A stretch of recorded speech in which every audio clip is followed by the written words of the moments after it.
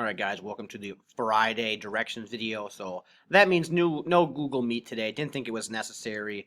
Would have been a bigger waste of time than just making a directions video. So today guys, well I guess yesterday we looked at the Peloponnesian Wars, which was after the Persian War. So after the Battle of Marathon, after the Battle of Thermopylae, after the Battle of Salamis, when the Greeks defeated Persia, a united Greek force defeated Persia. So Persia left. So now that common enemy is gone, and we saw Athens and Sparta kind of fight it out to see who's the top dog in Greece. As we know, Sparta wins the Peloponnesian War. That was kind of yesterday's deal. And then we looked at a bunch of philosophers, right? We looked at Plato, Socrates, and Aristotle. And we kind of went through them a little bit. Today now, well, I should say, I'm going to keep backtracking a little bit. At the end of yesterday, I talked about when Sparta and Athens were fighting each other, another group of people called the Macedonians were kind of becoming very powerful because people weren't really worried about them. A lot of Greece, because Sparta and Athens would be like in the southern part of Greece, especially Athens, and then Macedonia is in the way north. And so many of the Athenians and the Spartans thought they were like barbarians, basically just underestimated them. So they ended up getting a pretty powerful army under this guy named Philip II, which you're going to read about. But Philip II is not really the important guy. The important guy is Philip II's son, Alexander the Great. And we're going to spend 2 days talking about him. Today's the first day. So for today, I'm just going to have you guys read about him. And then on Monday and Tuesday, when you guys are here, I'll talk about him. And then we'll watch a little video about him as well. Because again, remember, this guy, Alexander the Great, I cannot stress to you, he conquered almost the entirety of the known world at that time. So if there was a spot on the map, and it was like actually known, so obviously they didn't know about North America, South America, but you get what I'm saying. He conquered the entire world besides India.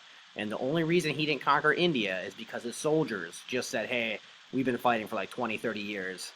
We're going home. Like, we're done. Okay? And so, pretty much never defeated the whole time he's on this warpath. But I'm getting too excited just talking about it. I can't wait to talk to you guys about him on Monday and Tuesday. For today, you guys get this little reading guide.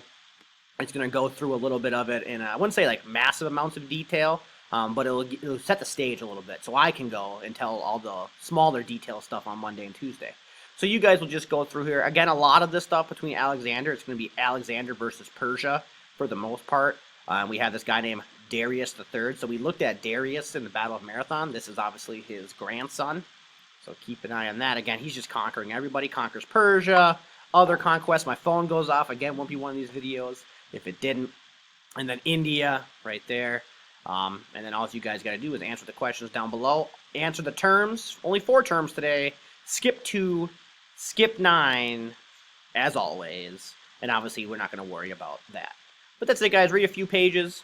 Get some good base knowledge for Alexander the Great. So on Monday and Tuesday, we can talk about him a little bit more. And I'll give you some more, I would say, some of the exciting stories, okay, that they don't talk about. For example, they don't talk about, in the reading, how Alexander the Great, his mom kind of tells him when he's a young kid that Philip II's not really his dad, but really his dad is Zeus. So Alexander kind of, in the back of his mind, always thinks he's like part god.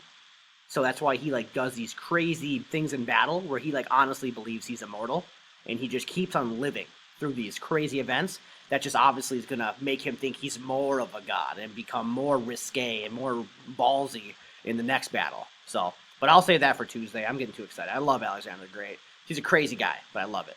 All right. I'll talk to you guys on Monday and Tuesday. Have a great time. Just read this article. Once you're done, go outside. Do something fun. Enjoy the weekend so we can get back after it on Monday. Talk to you guys later.